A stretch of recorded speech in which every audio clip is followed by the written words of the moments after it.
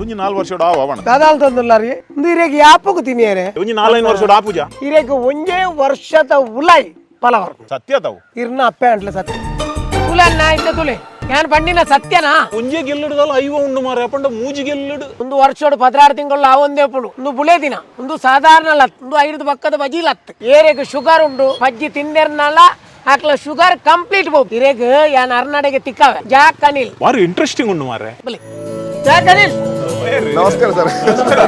ನಿಮ್ಮ ಬಗ್ಗೆ ತುಂಬಾ ಕೇಳಿದೆ ನಾನು. ಭಯಂಕರ ನಿಮ್ಮ ಬಗ್ಗೆ ಮಾತಾಡಿದ್ರು ಇವರು. 6 ತಿಂಗಳು 1 ವರ್ಷದಲ್ಲಿ ಬರ್ತದೆ ಅಂತಲ್ವಾ ಫಲ?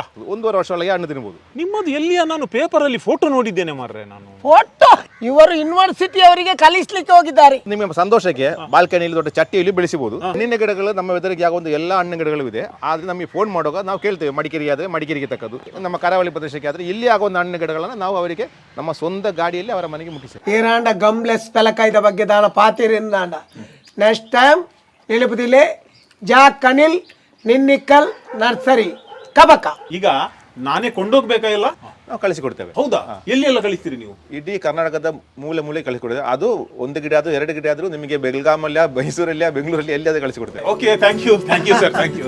ಜಾಕ್ ಅನಿಲ್ಸ್ ನಿನ್ನಿಕ್ಕಲ್ ನರ್ಸರಿ ಕಬಕದಿಂದ ವಿಟ್ಲ ರಸ್ತೆಯ 2 ಕಿಲೋಮೀಟರ್ ಸಮೀಪದ ಅಳಕೆ ಮಜಲಿನಲ್ಲಿ.